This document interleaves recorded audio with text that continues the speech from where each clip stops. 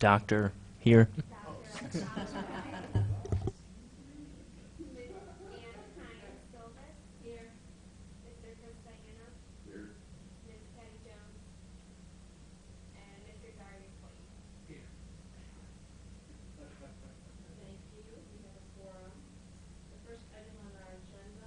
Is the approval of the minutes, and those are our minutes from June 25th, and you have a copy of those minutes, and they were provided prior to the meeting. So is there a motion for approval? So moved. And a second? Is there discussion? If there's no discussion, I'll ask for a vote to approve the minutes as written. All in favor say aye. Aye. Opposed, same sign. The minutes were approved. Thank you. Are there any additions to the agenda? Yes, I'd like to add the question on the number of members to the commission. I think currently the way that the ordinance is written, it allows for 9, and we currently have 7, which we seem to do a pretty good job of having a quorum at 7. So I just wanted some feedback on what you thought about maybe changing that to be membership at 7 versus 9. I know that we're required, the city is required to have community input to the action plan and et cetera. And I don't know if there are requirements for the number of people that need to sit on the commission. Do you know that? I've looked back at the history, because this was something John Schneider recommended before he left, too. And I think at one time we were at 11, and then there were different areas that they represented. But over time, that has changed, and now it's 9, but each person doesn't necessarily represent a certain neighborhood or whatever. Yeah. But we seem to be a full board at 7, unless you feel like keeping it at 9, and we'll look for 2 more members. It's good. So I leave that up for discussion. What's the difference in quorum numbers between 7 and 9? 1. Just the 1, right? So Yep. statistically, that would mean it should be easier to get a quorum with 9 than with 7, but That's right. that would be the theory. So, You have to be 5 people here instead of 4. yeah. You have to need 50% of the additional 2. So. Has there been any past issues with quorum with the 7? We've really had more of an issue, and, Chris and Ann have a lot more history than I do, of getting members to be able to be a part and committed versus the quorum. I think once we get committed members like tonight, this is a really good turnout, and I think that's Tell us what you need. common. What do you need? Yeah, I think occasionally we would have trouble with a quorum, but that was Yeah. more when meetings kind of coincided with university breaks or something, and it would be at Yeah. a time when a Right. significant number of the members were associated with the university and therefore more likely to be gone. Yeah. Yeah, I would prefer to have active involved 7 versus, 9 and 2 or 3 aren't here every month. And there's no guarantee that. I mean, that all is in who we get to be on our board, and Yeah. that's something the mayor does. So if we want to add 2 more, I will ask them to do outreach, and if we feel we're good here, then I'll bring an ordinance back to change. Well, one of the things, just as a comment, I think that affects attendance too is how many meetings we have. And Yes. it does seem over the last year or so, we've skipped almost as many meetings as we've had. I don't know whether the burden of what we need to look at is changing or what, but we don't generally get together more than Right.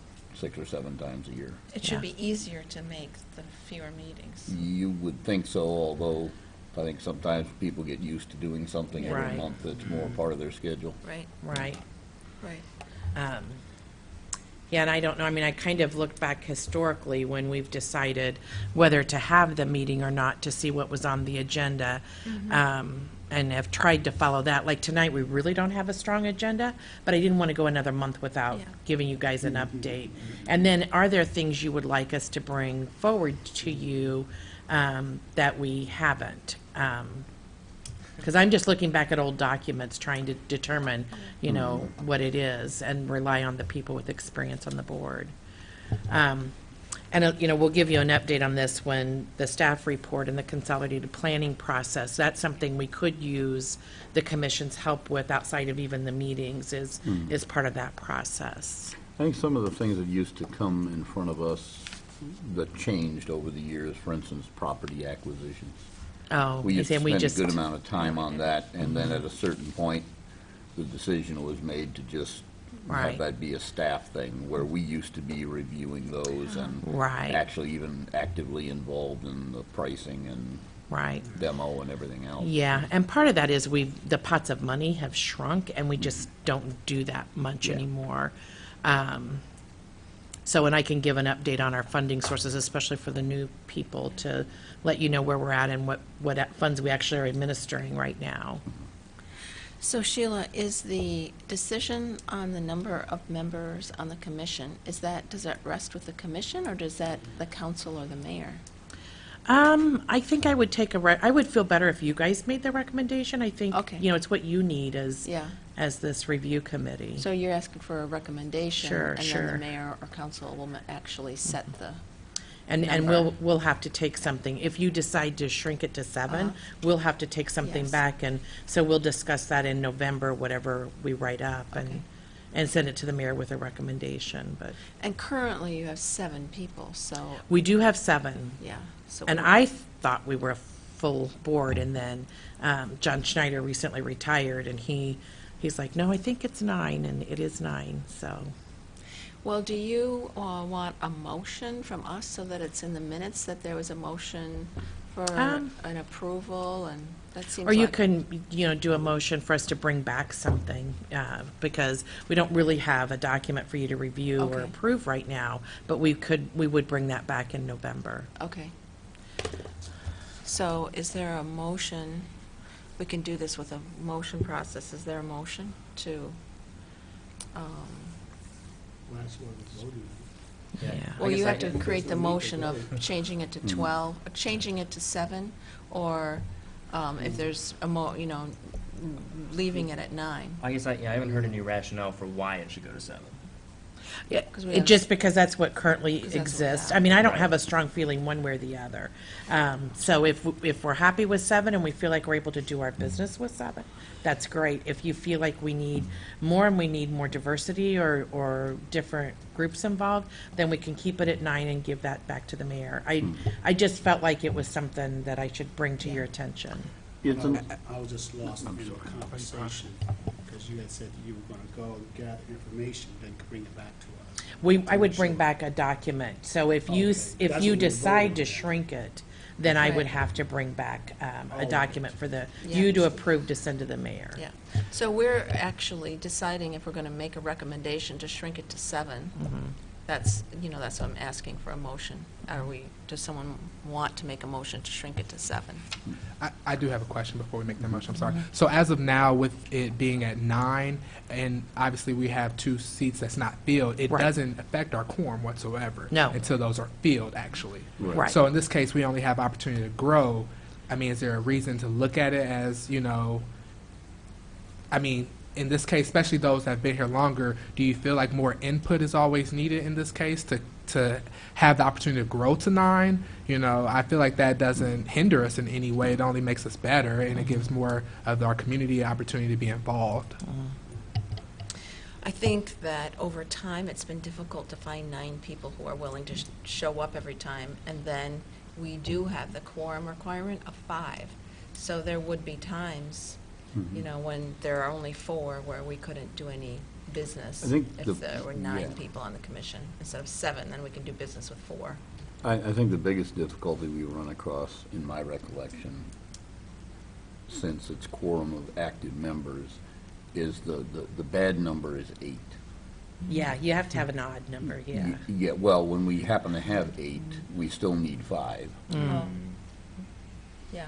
And that Yeah. seems to be the tougher time when we're kind of in between. We're not Right. all the way up to 9, and we're not still at 7. Right, So, right. So, and Also- you know, it's not something we have to decide tonight. You can think about it, especially those of you with the history with the commission, and let me know what you feel would best meet your needs, and we'll bring it back at some point. And I just have one other last question, I'm sorry. So for the process of keeping it at 9, if we had someone right now interested and, Mayor Marlin agreed and accepted them, and that moved us to 8, would that person not be active until a 9th person was involved? Is that what we're saying? Because we need that odd number. That's a good question. You know, they might be in an advisory role, but I don't know we want to set ourselves up for that 8 that you were talking about, Chris. Yeah, I don't think we have anything in there now where it's an odd number that has to be there for the quorum. I think that's the sticky part. We have 7 right now, the quorum's 5, at 8, or 4. Yeah. At 8, it'll be 5, and at 9, it'll still be 5, so, I thought it's at 9 right now. It is at 9 right now. So technically, the quorum is 5. no. Right. Well, Of active Quorum members. it's a- Oh, because we Quorum can of only have active, yeah. 7, yeah. Yes, I of thought, active yeah. members. Okay, right. Yeah. So you're saying if there's 7 active members, do we really want to just say it's 7, or do we want to keep pushing for 9 and get 9 people Yeah. involved? yeah, right. I hear you. I would say, I'm not sure I'm seeing the issue. It'd be just as valid for us to be able to tell the mayor that our quiver is full. And That- we don't need any more appointees at this time. Then we would need to change it to be 7. Do we change Yeah, this? there's 2 And empty if seats you right now. feel like we need more people, then Ask we'll just leave it alone, but ask her to reach out and help us find 2 more members. So, yeah. It's not a big issue, it's just, I feel like it's a housekeeping issue we kind of need to take care of at some point. But we've never had a problem with a quorum, only one time that I know of. Yeah. Not like the other commissions that I know. That have Yeah. met for months because they can't gather a quorum. Right. So, We did have a problem with the quorum at a critical time this year. Some of our federal grants, maybe, and I have to read back through the bylaws, there may be a way that we can do an approval by email, and then that would take care of any quorum issues.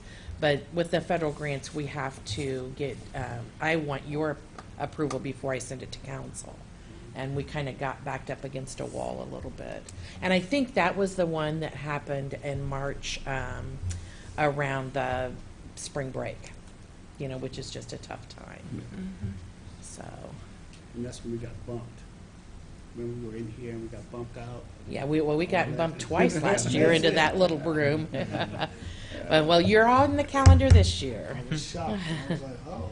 I was just looking at the calendar for November, because our scheduled meeting in November is the week of Thanksgiving. And so if we want to back that up a week, I think we need to know, we should probably make that decision here. And I did back us up on the December meeting, because December meeting falls Christmas Eve, and Oh, we don't as wanna do that. dedicated as you are. So when we publish our monthly calendar, or, with the city in January, I'd back that one up. So did you set our December meeting for December 17th? I believe so. That's the Tuesday before. Yeah, I believe I did.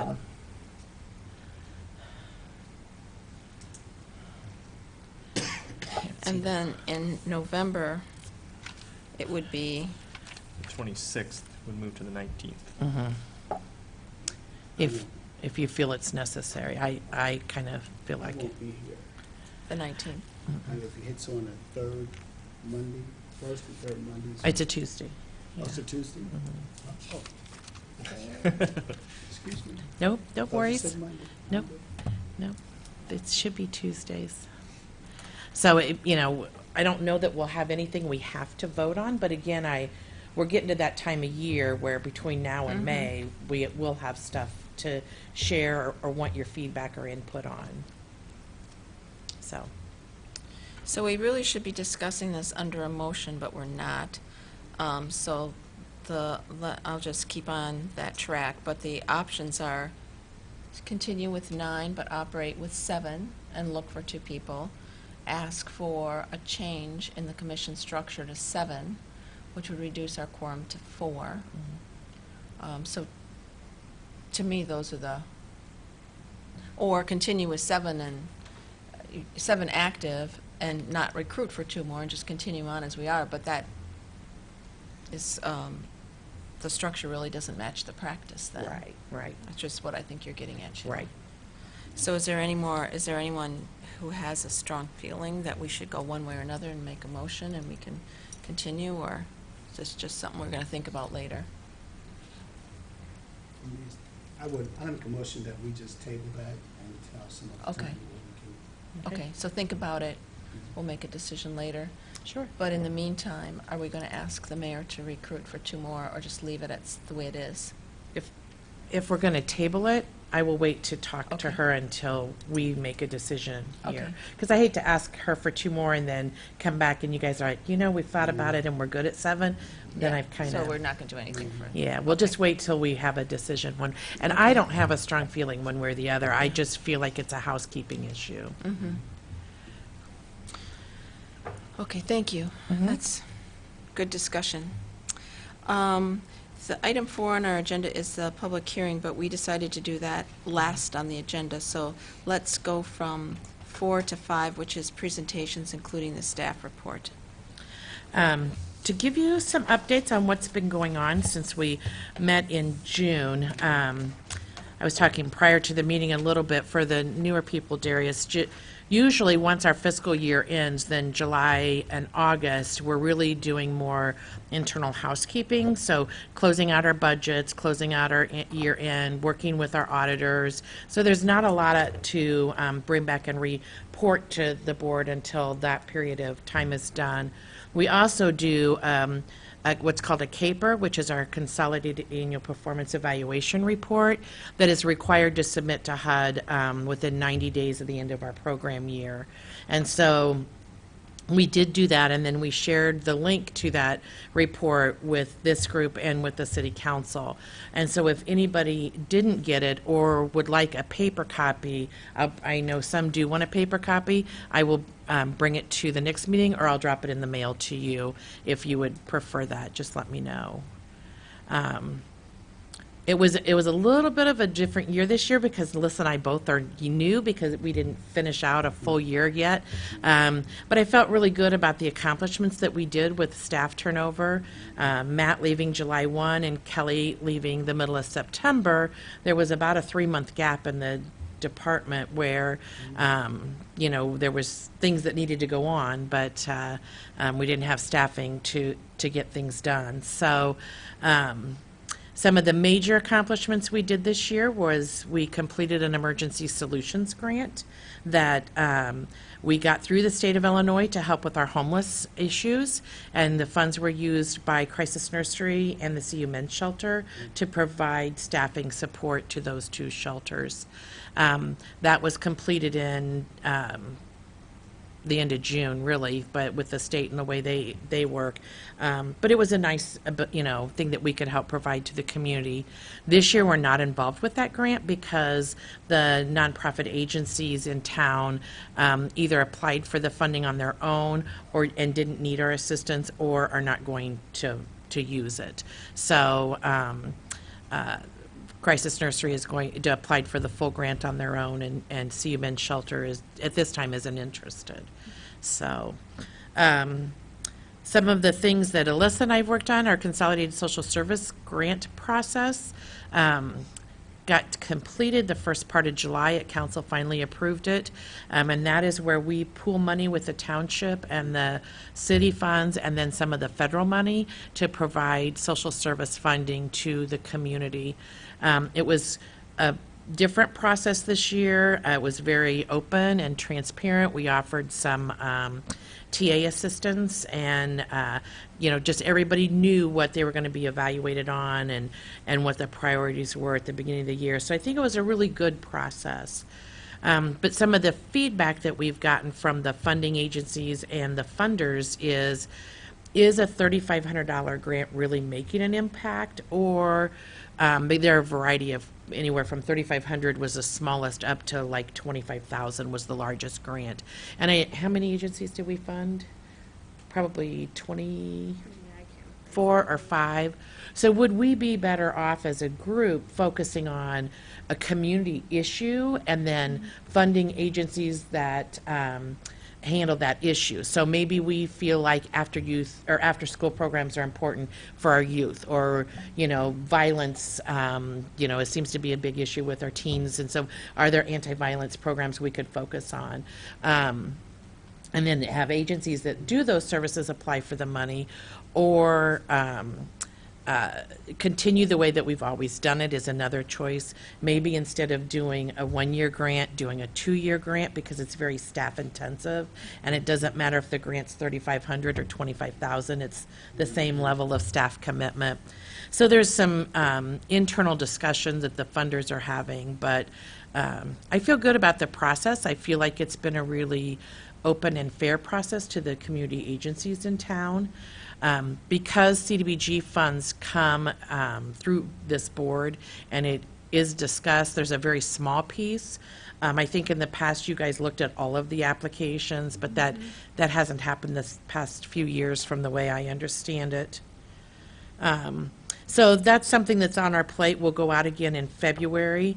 If any of you would like to sit on the internal committee to help, you know, as we go through this process, it's usually somebody from the township, somebody from the city council, and then Alyssa and I that sit on that committee that design the program and the process and help get things going. So, so we submitted our annual action plan in May and received our funding the end of September. So that was good that it's now in our bank or at our access. And then we also submitted, we have to submit quarterly reports to HUD on how much money we've drawn and how much money we have on hand. Never an issue for us. They don't want you carrying over cash that's theirs, but we always do it on a reimbursement basis. So it's not an issue, but we do the report. So that's been completed. We report on our Section 3, which is how much we are engaging local people in job training. So a good example of that is the Bristol Place development, and how they are trying to engage people in that neighborhood to get job training and job skills. And their developer over there has done a fantastic job of getting minority and women-owned businesses on board. They had a 30% requirement to, you know, that was kind of their goal, and they've exceeded 40% for quite a while now. And how that's important to us, even though it's a Champaign location, it is a joint pool of funds. So home funds that we administer go into that project, and they got about $450,000 of that pot of money. But I think it's also really good that they've set some good examples and some good goals. And that same developer is going to be developing in Urbana on Colorado, hopefully after the first of the year. They received a grant from the Illinois Housing Development Authority to do permanent supportive housing project that's about 25 units to help people with disabilities and provide support. So I'm hoping they take that same model and do that there. The city doesn't have any funds invested in this new project, Pinewood Development, but it is a partnership with the Housing Authority in the city and the Illinois Housing Development Authority to get that done. So we are working with the Housing Authority. Currently, we have 2 transitional housing units. We're getting ready to have a 3rd. They are actual houses that the city owns, and then we use them for families who are in transition. A lot of times it's somebody that's working with the Housing Authority too. But since we've shrunk our staff down from 6 to, you see it now, we don't have the capacity to do the case management that needs to happen and go along with that to ensure the success of the families. And so we're meeting with the Housing Authority to see if we can partner with them to do that case management piece. We currently have partnerships with the Housing Authority where we do environmental reviews.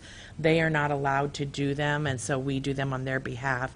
any project that has federal funds in it has to go through a quite lengthy environmental review process to make sure that, we're being good stewards of the money, not building in a floodplain or tearing down a historical property, those kind of things. So we're hoping that we can extend that out. The third property that we're getting ready to get back is we built a house on Gregory probably 4 or 5 years ago, and it was done with home funds. There was a little over $200,000 put into the house, and then we gave it to the mental health center to use as transitional housing. They have decided to shrink their services back to mental health services only and not housing. And so we've asked that the property come back to us rather than sell it, because there's a 20-year affordability period. And if they sold it and didn't return the funds to us, we would have to pay that money back to HUD. So just to kind of protect the city's interest, we've asked that it come back. And we know there's a need for transitional housing, so if we can get that partnership going with the Housing Authority, that'll help. We just finished working with the Champaign County Continuum of Care, which is a group of service providers to the homeless to apply for funding to provide homeless services in Champaign County. So that application was due the end of September, and we should be notified of funding that comes to the county in November. So that's kind of the big things on the other things. Our community development block grant funds is about $445,000 this year. We are going to be looking for some projects. We've had a lot of turnover at Public Works.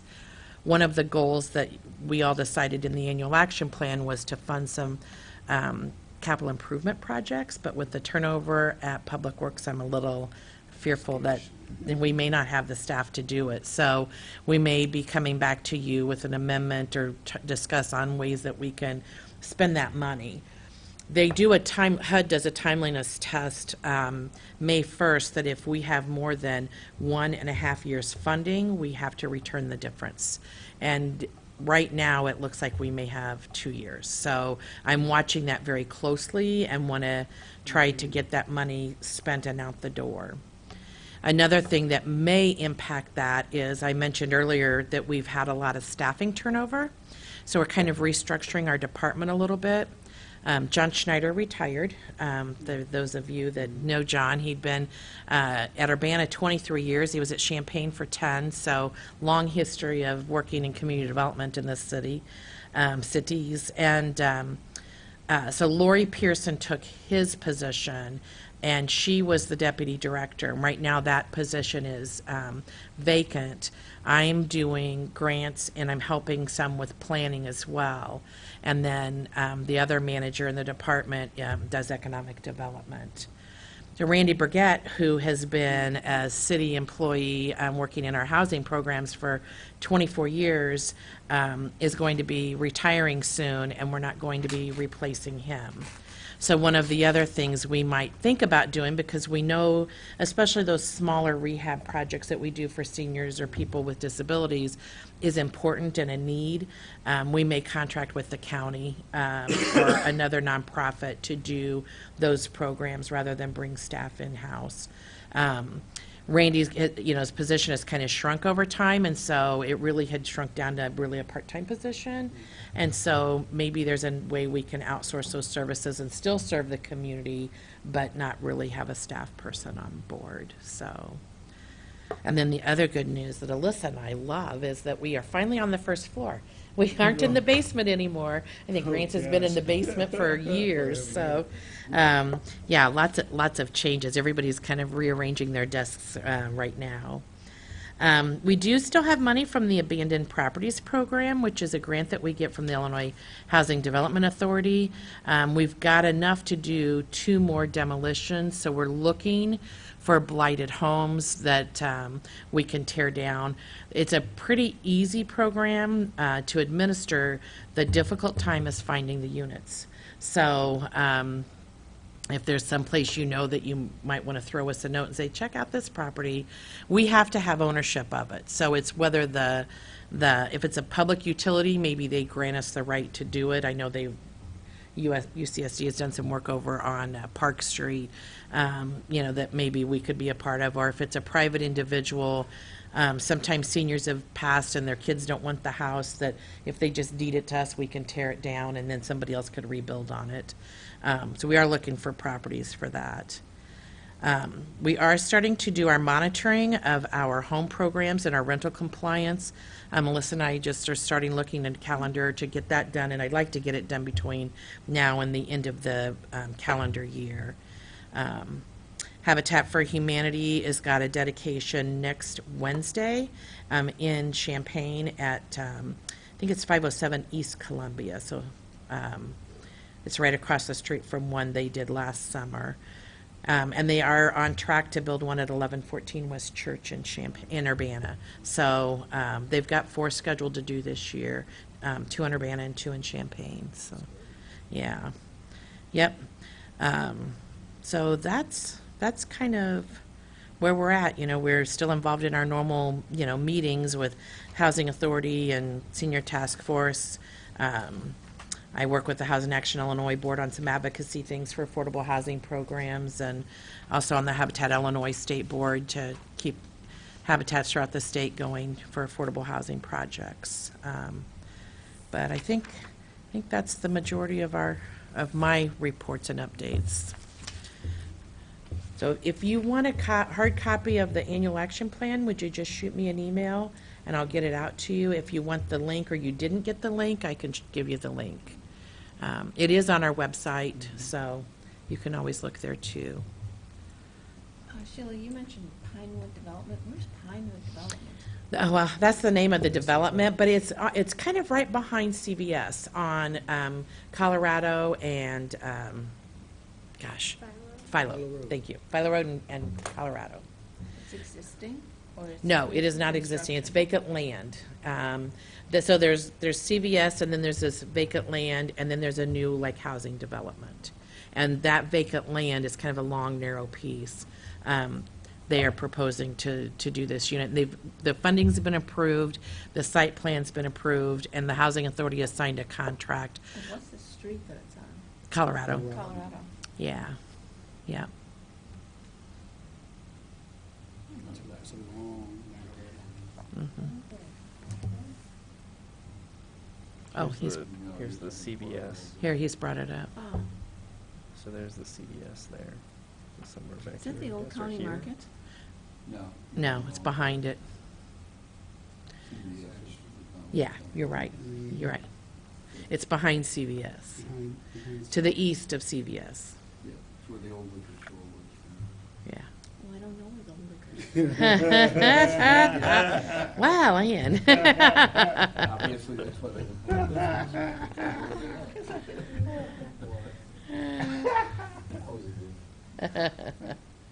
So it'll be nice when they get it done. It's a low, 2-story, very small development, but we can always use more supportive housing for people with disabilities.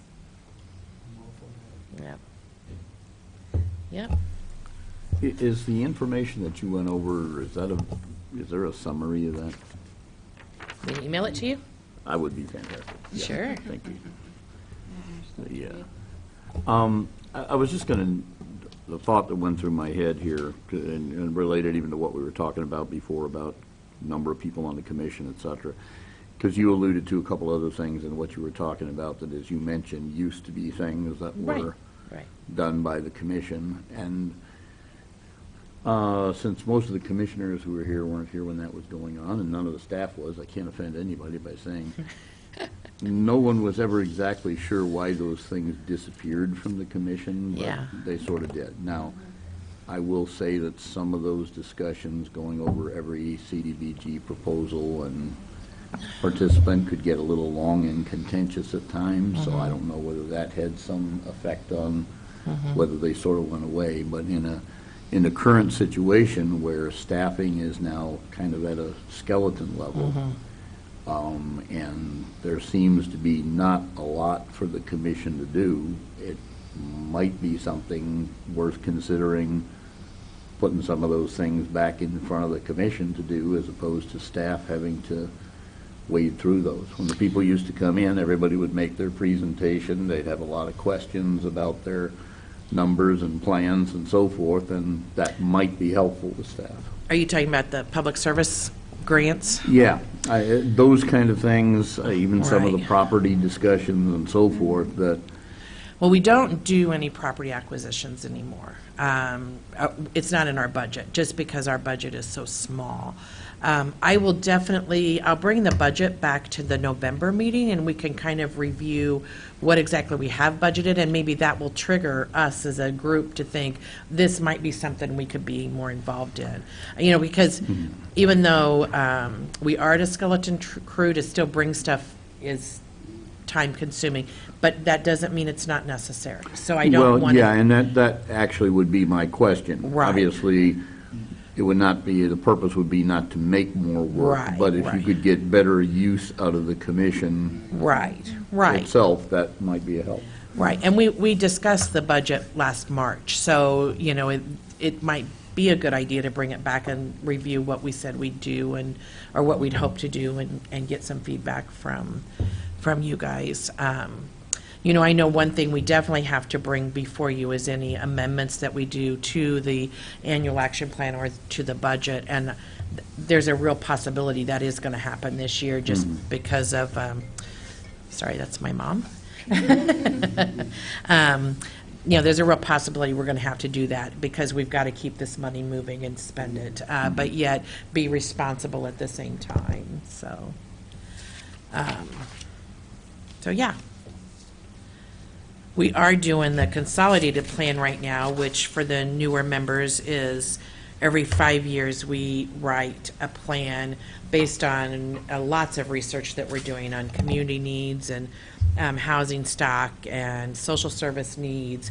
And then we decide annually what we're going to do to address those needs. So this 5-year plan is a really big deal, that we kind of drive our annual plan after that. So Alyssa's kind of the lead on that in our department, and I'll let her give you a heads up on what she's doing.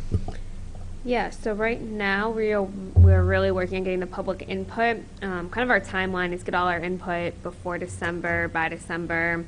Hopefully in January have a strong draft of our plan, and then we'll release our draft for public review in April, and that way in May, after its 30-day comment period, it can be approved.